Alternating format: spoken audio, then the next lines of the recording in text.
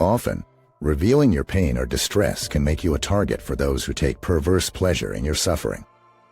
This unfortunate yet prevalent trait can hinder your growth in various areas of life, be it professional, social, or familial. Therefore, learning to conceal your vulnerabilities can actually be a strength. Visualize yourself as a tree standing firm amidst a storm. The leaves may flutter and the branches may sway, but the trunk remains solid, deeply rooted in the earth. This is the epitome of quiet resilience.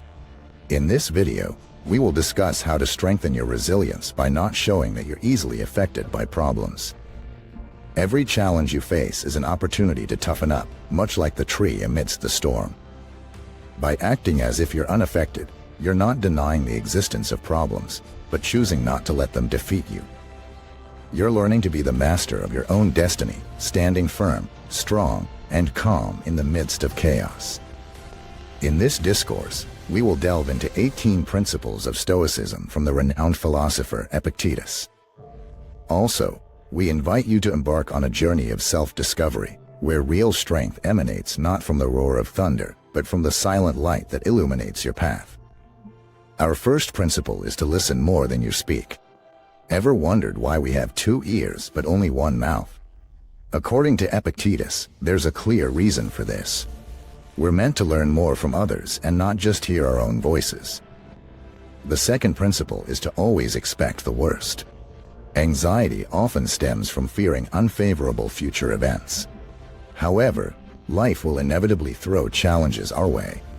Instead of worrying about future problems, Epictetus's approach is to consider that these feared events have already occurred. This way, you're mentally prepared to deal with them. The third principle is to be ready to fail, as it is the stepping stone to success. According to Epictetus, one of the best things that can happen to us is to be considered a fool, for it's through failure and the process of trial and error that we truly improve and grow. The fourth principle urges us to be aware of the potential pitfalls of wealth. The fortune we seek often carries a stigma that can be hard to escape.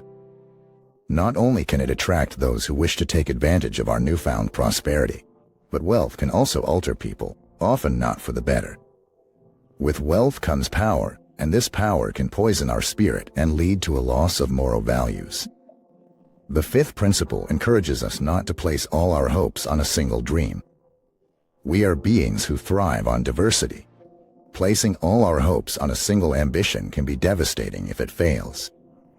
Epictetus encourages us to chase multiple dreams, thereby significantly increasing our chances of success. The sixth principle is a stark reminder that death is the ultimate destination of our life's journey. This principle serves not to breed pessimism, but to make us aware that all our actions and efforts end in death. This knowledge should make us evaluate the worth of spending decades of our fleeting life on material possessions that we can't take with us after death. The seventh Stoic principle states that true wealth lies in a content spirit.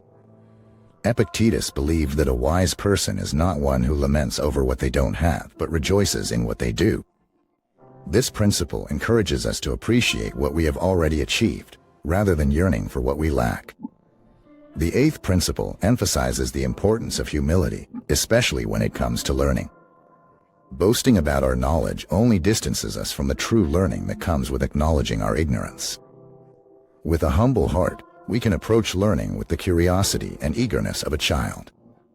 The ninth principle highlights guilt as a detrimental emotion. Epictetus taught us that narrow-minded people blame others, ordinary people blame themselves, but the wise see blame as folly. Therapists today even consider guilt an emotion to eliminate from our lives. Blame is often an easy path to take, as it shifts responsibility from ourselves. However, in doing so, we forfeit the opportunity to learn and grow from our mistakes. The 10th principle urges us to align ourselves with people who inspire us to be better. Just as we distance ourselves from someone who's sneezing to avoid catching a cold, we must also be cautious of those who negatively impact our mental state. Surrounding ourselves with positive, uplifting individuals can enrich our lives, while removing those who bring us down. The 11th principle stresses the significance of our reactions in shaping our destiny. Epictetus taught us that while we can't control what happens to us, we can control our response. Adversities will inevitably befall us, but it's up to us how we handle them. For instance, a divorce could lead one person into depression, while another person might see it as an opportunity for self-discovery and growth. The 12th principle reminds us to always fulfill our duties. Each of us plays a part in society and in the world, and it's our responsibility to perform our tasks without seeking praise or recognition. Just as the sun rises each morning without applause, we too should undertake our duties diligently. The 13th principle advises us not to hate those who despise us, but instead to ignore them. Our time is too precious to waste on those who do not deserve our attention. Rather than allowing their negativity to affect us, we should dismiss it and remain unaffected. The 14th principle promotes simplicity. While it's tempting to surround ourselves with luxuries, wealth demands constant attention and energy to maintain. Choosing a simpler lifestyle eliminates the stress of bills, loans, and credit card payments, and allows us to live more freely. The 15th principle warns us against letting the comments and attitudes of others upset us. By doing so, we surrender control of our lives to them. Epictetus suggests that we hold the keys to our own happiness and emotional ruin, and we should be careful not to hand over the latter to those who seek to disturb us. Principle 16 emphasizes how friendships surpass material wealth. Even if material fortunes fade, genuine friends stay by our side, providing invaluable support. Cultivating real friendships is a rewarding long-term investment. Principle 17 advocates extracting the benefits from any situation, regardless of its nature. According to Epictetus, it's not merely an option to find good in adversity, it's our duty. As long as we possess intellect, we have the ability to discern the potential advantages in any circumstance. For instance, losing a job could be an opportunity to start the business you've been dreaming about. Therefore, always strive to find the silver lining. These positive movements can propel you further in life. Principle 18 advises us to stop worrying about things beyond our control. We control our perspectives, but not our reputations.